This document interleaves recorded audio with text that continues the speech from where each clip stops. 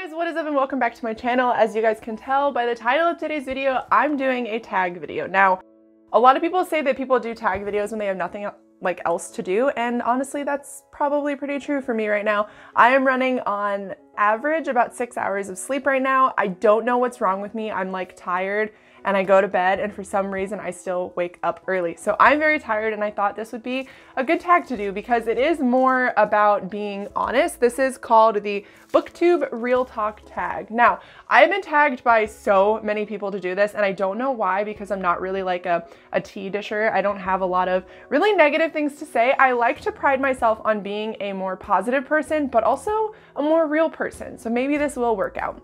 The most recent tag that I got was from Lauren, and I will list her channel down below, but if you also tagged me, please let me know in a comment so I can also list your channel. I'd love to just be able to like list you as a resource as somebody who tagged me. You get what I'm saying? I like to give credit where credit is due. Let's be honest, a lot of people do tag a lot of people in videos to kind of be spoken about in a way. There's your first bit of tea. I feel like a lot of people do tag other people in hopes that they'll be like, I was tagged by so-and-so and here is their channel. And I am definitely a fan of that. So if you did tag me, let me know down below so I can list you in my down bar as well. But I'm gonna go ahead and get started. These questions, I wouldn't say are piping hot, but they are kind of warm.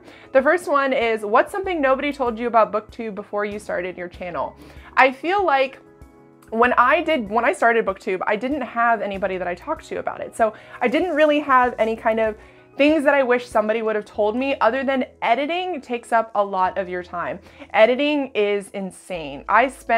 On average, I will spend an entire day editing the videos for the week. So when you guys see me, I film everything in one day. I have to, because I work 40 hours and I'm about to get a second job. So like I need to have the time to be able to film everything, editing everything, and it usually takes about a day. My roommate tries to hang out with me and I'm like, you know what, man, I'm gonna be in this chair for the next 8 hours. There are times when I come out of my room and I'm like looking at him like everything hurts and I'm dying because I've literally been sitting there editing for forever. And I don't know, I just feel like I wish somebody would have been like, just so you know, you're basically taking on another full-time job, because that's really what it is. It's another 40 hours, or it's another, you know, so many hours of your time editing videos, getting on YouTube, getting, you know, responding to comments, talking to people on Twitter, talking to people on Instagram, that kind of thing. It does take up a lot of your time, and I wish somebody would have told me that going into this.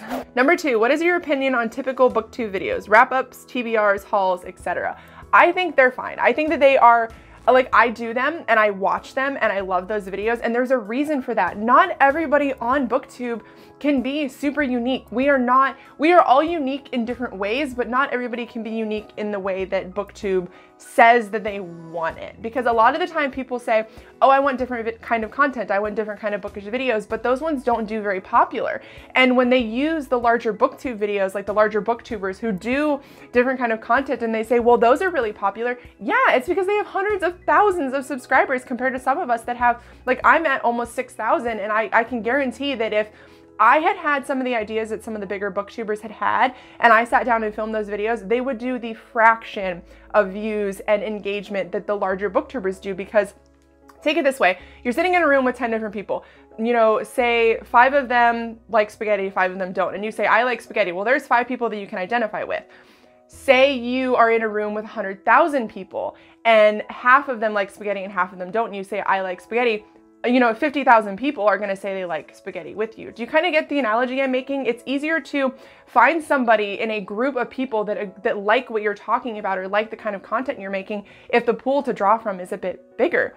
So a lot of people who do wrap-ups and hauls and TBRs and things like that, or tag videos, it's because that is more of a community-based thing. I think we like to see what our friends are reading. We like to see what our friends did or didn't like. And we want to see if we can buddy read with somebody.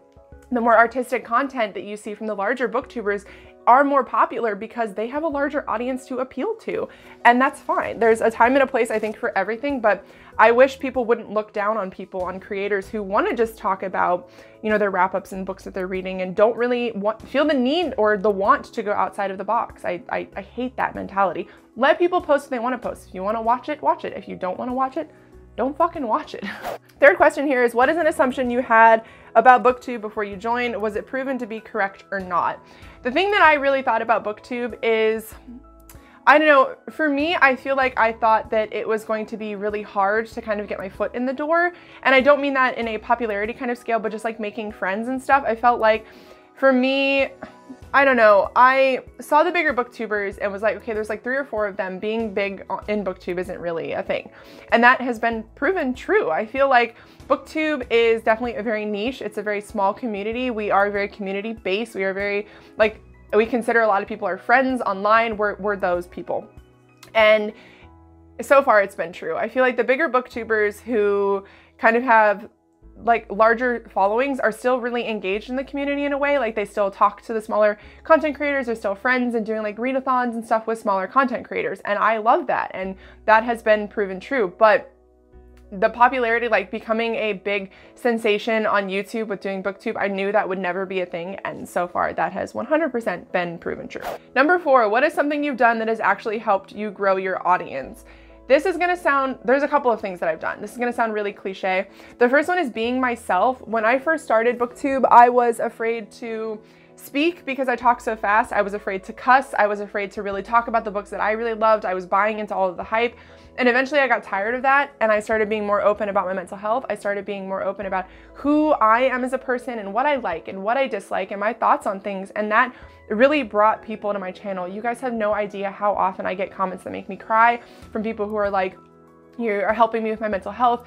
You are pushing me to try to do better. You are really honest and I appreciate that. That kind of stuff I think is what my subscriber base is. And I feel like it's such a unique thing and something that I'm really thankful for. I have such a unique subscriber base of people who are here for a lot of different things. And just having such a loving, supportive group as well, I really value that. To have friends, you guys are friends that watch my videos who regularly comment that I've helped them in some way, or, you know, and when it comes to that, we're all doing it together. Like it's not like me being better in any way. I need people to understand that I'm struggling just as much. And every time you guys say that I've helped you, just know that you've also helped me. So I don't know, I just really value that as well. What was the question here? Oh, so being more honest about who I am, my likes, my dislikes, my mental health, that kind of thing. But another thing that's really helped me grow my audience is responding to comments. I know it's hard, guys. I struggle with it all the time. Being more on commenting back on having discussions with people on Twitter, responding to Twitter messages, responding to Instagram comments. The only way that you're going to gain exposure is by putting yourself out there. And if you message somebody and they don't respond back, you're not really gonna want to continue to follow them. And I'm not saying it's a perfect thing, and I'm not saying it's something that I don't struggle with, because I'm not joking. I have trouble with this every single day. But I will say that when I am more engaged and when I am speaking to people, when I am, you know, really conversing with people and responding to them and putting thought into my responses, that is what's really helped grow my subscriber base so far. What is a common mistake you see new booktubers making, or one that you made? I don't often sit there and really critique new booktubers. I think the only thing that I ever see a newer booktuber make a mistake on, which is completely understandable, is sound or video quality on videos. Now, I'm not saying that's super important, but I always have a lot of people who come back and say, oh, I wish I would have known, or wish I would have filmed differently. You film on what you have. And honestly, I follow booktubers who have complete shit quality or shit sound.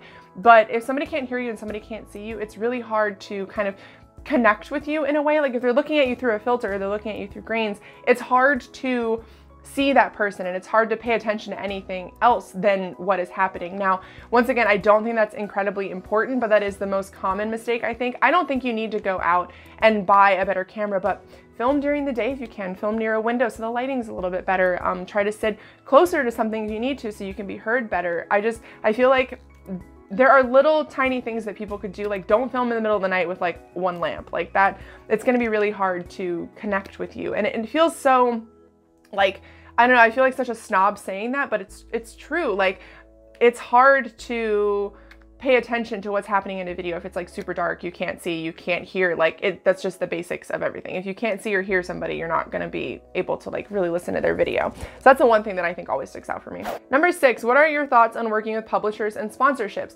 Fucking go for it. If there is a sponsorship that you're like, I love this company, or even if you discover the company because of the sponsorship, but you do genuinely love what they're talking about, fucking do it. I think that's awesome. I think that it is a really good way to make money on YouTube because AdSense is not that great. The AdSense isn't that fantastic. So for me, it's like, if you can take the sponsorships, do it. If it's something that you love, if it's something that you can genuinely recommend to people, then do it. Like, recently, Read with Cindy did something with Skillshare, and I have spent so much time after watching her video on Skillshare, watching stuff and learning stuff, and I've already learned so much, and I'm so glad that she took that sponsorship. I don't know why people look at hustles or side hustles or whatever as something negative. I don't get it. If it's bringing somebody money, because we all fucking need money to live, and it's bringing you closer to maybe something that you didn't know about in the first place, or even something they didn't know about in the first place, why judge them? That just sounds like that. I'm not gonna lie, that sounds like jealousy, because what people see is they think that YouTube is easy. They think sitting down and filming and editing and doing all this shit that you don't see is easy. So they look at it as easy money, and then they go, well, do they deserve that easy money? And then it's like, I'm jealous that I can't make easy money. And that thought really pisses me off, because doing YouTube is not easy. Ask anybody, it's not fucking easy. If you're putting time and quality and editing and everything else into your videos, it's not easy to do. So they are working hard for those sponsorships. If they are large enough to have already accumulated the base that they have, what's wrong with rewarding them with sponsorships? What's wrong with allowing them to make money? And first off, they don't even need your permission. They're gonna get paid whether you like it or not. So you might as well just accept it and be encouraging and happy for people who are able to make a hustle off of this.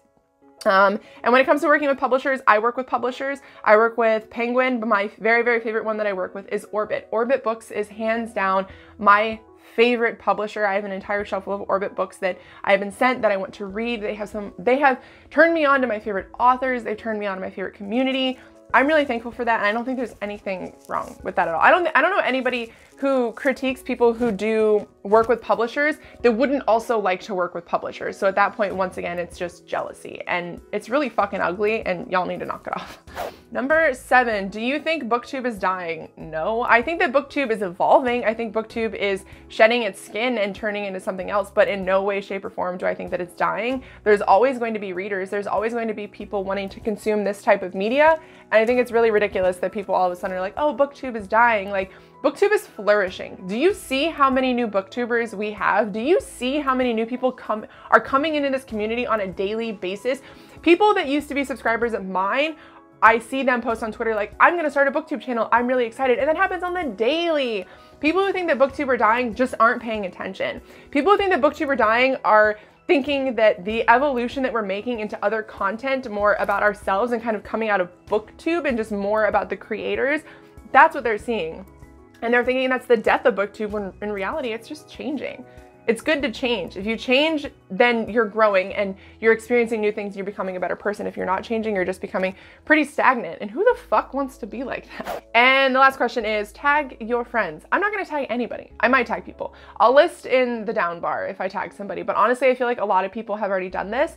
I think that if you wanna do it, I'm tagging you right now. It's a fun tag to do. I feel like it really brings up a lot of different opinions and views on like Booktube and the whole community, and I think it's really important. So if you'd like to do this video, please do this video.